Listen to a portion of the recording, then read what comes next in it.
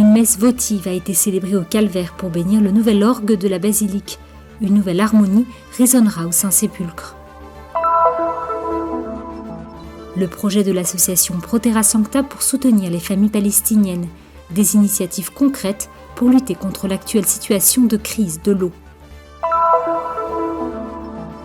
Des inconnus se sont introduits à la dérobée à l'intérieur de la basilique de la Transfiguration pour piller le sanctuaire. Divers dommages sont à déplorer. Il s'agit du secteur le plus important pour le revenu du pays, mais aussi du plus instable. Retour avec des guides touristiques et des commerçants palestiniens sur le tourisme et les pèlerinages. Environ 300 Bédouins vivent près de Béthanie dans un lieu appelé la Colline du Pape, un terrain offert par le roi Hussein de Jordanie à Paul VI à l'occasion de son voyage en Terre Sainte.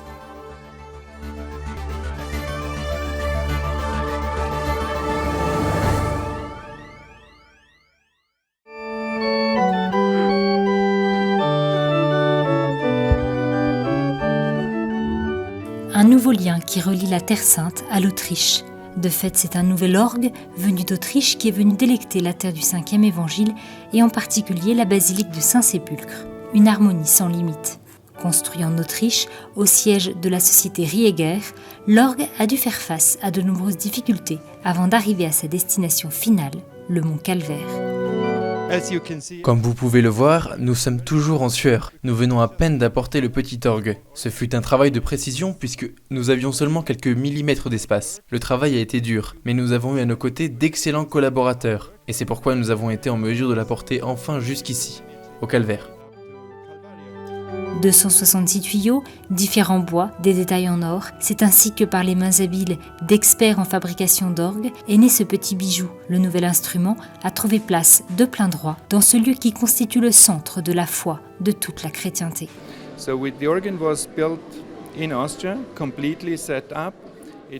L'orgue a été construit entièrement en Autriche, où il a été assemblé et complètement accordé. Après quoi, il a été enlevé tout assemblé, les tuyaux groupés un par un pour être transportés en toute sécurité en Israël.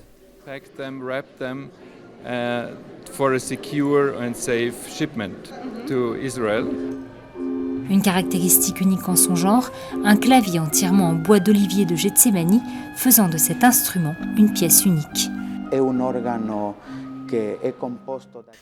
Cet orgue est composé de 5 registres. Par exemple, ces registres font partie du premier clavier, pour produire un son solennel et fort. Et quant à ces registres, ils accompagnent le second clavier pour accompagner le chant du chœur, mais aussi des solistes.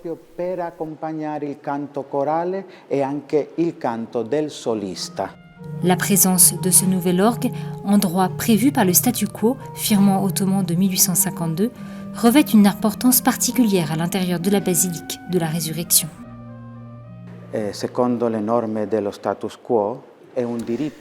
Selon les règles du statu quo, nous avons, les latins, le droit d'avoir ici cet instrument que l'on utilise pour accompagner le chant.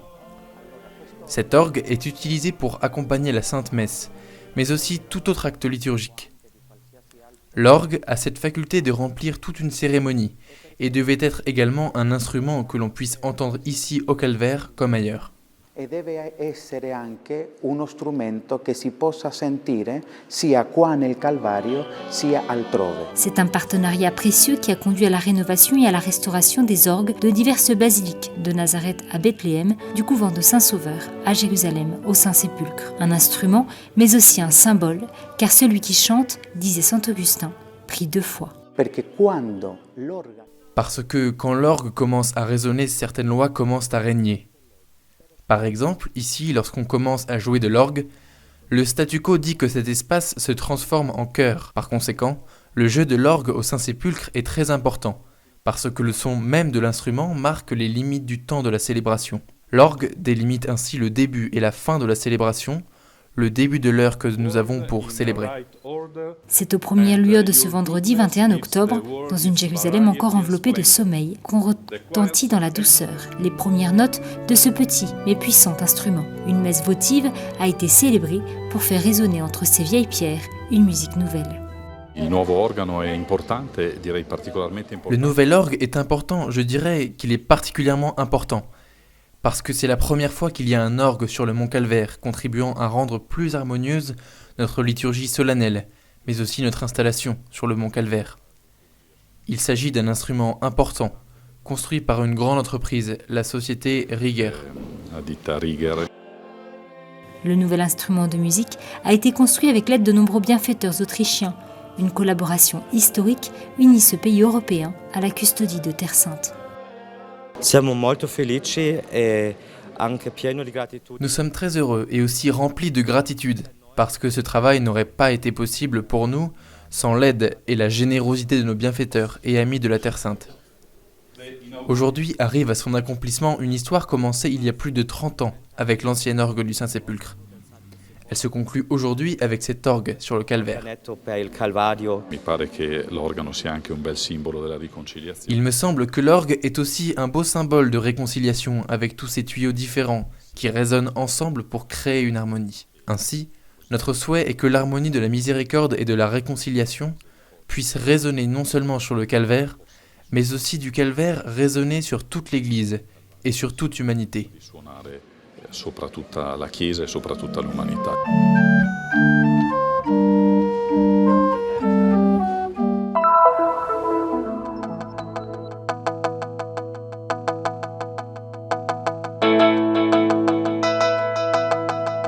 Des systèmes d'eau obsolètes et endommagés, des réservoirs rouillés, des fuites colossales dans le système représentant jusqu'à 40% de l'eau distribuée et des pénuries d'approvisionnement. En Cisjordanie, l'eau traverse une crise urgente qui affecte une grande partie de la population.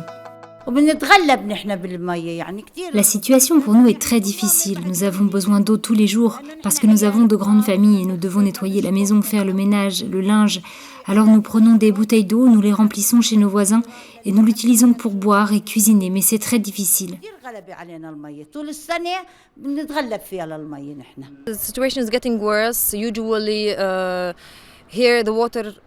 La situation se détériore. L'eau arrive habituellement dans les foyers tous les 25-30 jours. Les foyers sont toujours en manque d'eau. L'approvisionnement est insuffisant. Les familles sont au moins 5 personnes dans chaque appartement. Et ici, par exemple, ils sont 11 à utiliser le même réservoir et le même panneau solaire. Il n'y a donc jamais assez d'eau. Using the same water tank and the same water panel, so they don't have enough water. Chaque citoyen dispose en moyenne de 70 litres par jour. L'exigence naturelle calculée globalement est de 130 litres par personne et par jour, donc il y a 60 litres manquants par habitant, ce qui pose un problème grave, très présent et très réel. Il s'agit d'un problème de santé et d'hygiène qui touche aussi à l'alimentation. C'est face à cette situation que s'est développé le projet Soif d'eau ou Voglia di Acqua en italien, promu par l'ONG Association Pro Terra Sancta au service de la custodie franciscaine. L'ONG, pour la 2e année consécutive, se mobilise pour l'approvisionnement en eau potable des familles vivant à Bethléem. Notre principal projet touche l'approvisionnement en eau, notamment aider les gens à adapter le système d'eau de leur maison. Nous fournissons de nouveaux réservoirs ou des panneaux solaires avec un chauffe-eau. Lorsque les personnes intéressées viennent faire une demande au bureau, je vais avec l'assistante sociale visiter leur maison. After they apply in the office, me with the social worker, we visit the houses. Ce bureau offre des services aux personnes dans le besoin d'un point de vue éducatif et médical. Les gens peuvent venir 2 fois par semaine pour présenter une demande d'aide. Ensuite, nous allons leur rendre visite chez eux pour évaluer leurs besoins. Dans certains cas, les réservoirs d'eau rouillés sont remplacés complètement par de nouveaux, en plastique durable. Dans d'autres cas, on ajoute un autre réservoir. Dans certains foyers encore, on remplace les tuyaux et on installe des panneaux solaires. Les demandes sont très nombreuses et en 2 ans, 50 familles ont déjà été aidées par l'ATS. Mon problème était le manque d'eau chaude et le manque de grands réservoirs d'eau. Nous avons parlé avec Vincent et il nous a aidés. J'ai rempli le formulaire de demande. Ils m'ont installé de grands réservoirs et un système de panneaux solaires. Maintenant, je n'ai plus de problème d'eau.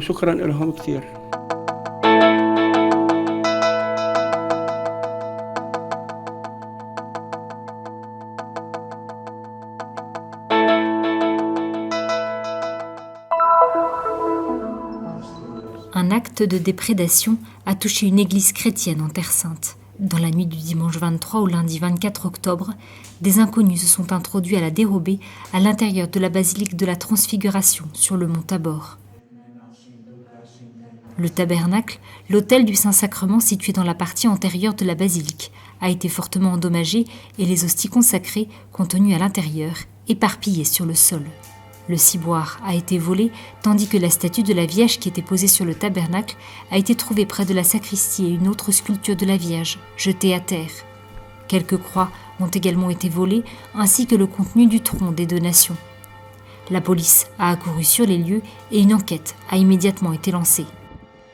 Le lieu saint, où a eu lieu la transfiguration du Christ devant les yeux des apôtres Pierre, Jacques et Jean, le Tabor, est mentionné plusieurs fois dans l'Ancien Testament. Havre de paix, il accueille également aux côtés des frères franciscains la communauté Mondo X qui s'occupe de la réinsertion des jeunes en difficulté.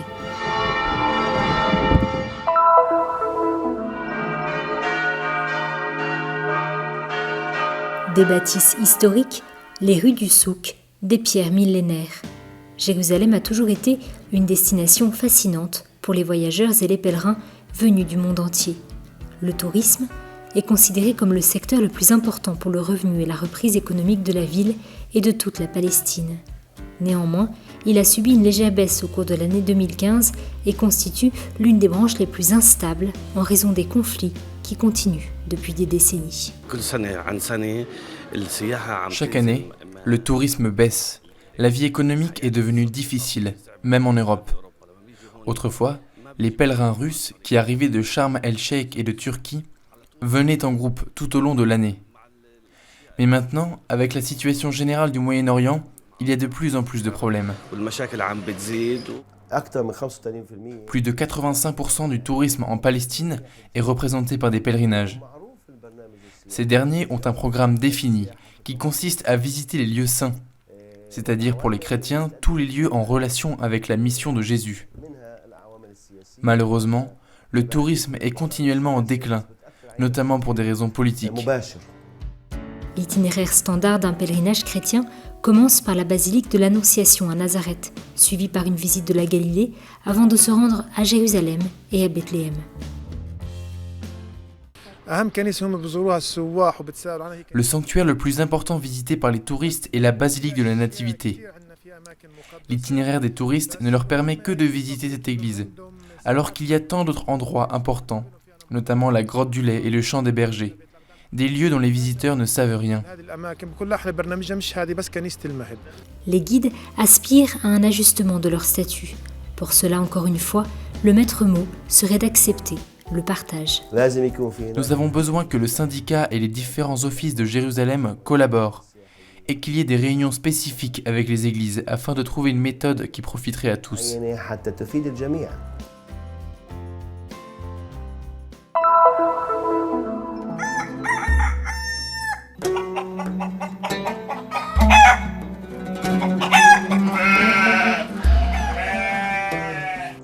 Ce groupe de Bédouins, considéré comme faisant partie du peuple arabe nomade, a été transféré du désert du Negev sur celle qu'on appelle la colline du Pape à la moitié du XXe siècle. Le lieu qui se trouve dans les environs de Béthanie, à l'est de Jérusalem, a été baptisé ainsi suite au don du roi Hussein au pape Paul VI lors de sa visite en Terre Sainte en 1964. Nous remercions le Vatican pour sa grande humanité et pour son soutien à notre établissement en ces lieux. Nous essayons de nous intégrer au sein de la société à travers la participation à des cours de cuisine et de couture, ce qui est possible pour eux seulement sur cette terre du Vatican. Le lien de cette terre avec le Saint-Siège et la présence du drapeau du Vatican donnent d'une certaine manière un sentiment de protection à cette petite communauté bédouine. Les 56 familles qui y vivent représentent environ 300 personnes et essaient ici de perdurer leur tradition. En tant que bédouin, la vie nomade de bédouin que nous avions autrefois me manque. Je dormais dans une tente et j'allais à l'école. Ce mode de vie me manque beaucoup. Quand j'étais enfant, j'allais faire paître les moutons et je faisais mes devoirs pendant que ma mère faisait le yaourt, le beurre et le fromage, et je sortais pour les vendre afin de subvenir à nos besoins. Les Bédouins vivent principalement de l'élevage des moutons. Malgré les progrès de la technologie et des médias réalisés dans la plupart des pays du monde, les Bédouins de la colline du Pape conservent encore leurs habitudes de nomades, constituées de joies et de peines, dans la simplicité de la vie quotidienne.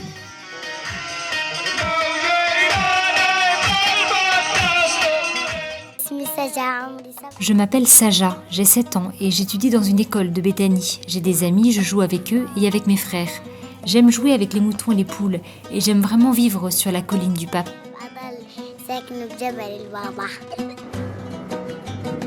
Ce lieu a des caractéristiques uniques et de fait, il est encore possible d'y admirer des vestiges archéologiques tels que des croix sculptées dans la roche.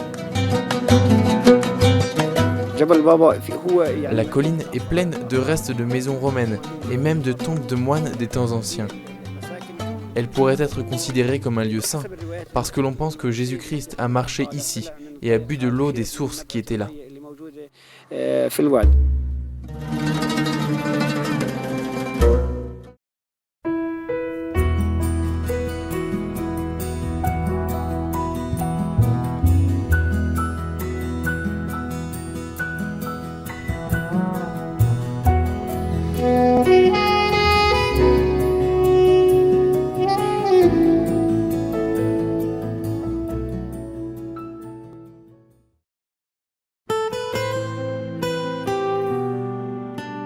La mission du Christian Media Center est d'apporter au monde le message de la Terre Sainte, la terre du 5e évangile. Diffusion, reportages, nouvelles, documentaires, actualités de l'Église et de la vie quotidienne des chrétiens de Terre Sainte. Vous pouvez nous aider dans cette mission afin que soit connu et répandu le message de la Terre Sainte. Aidez-nous. Visitez notre site web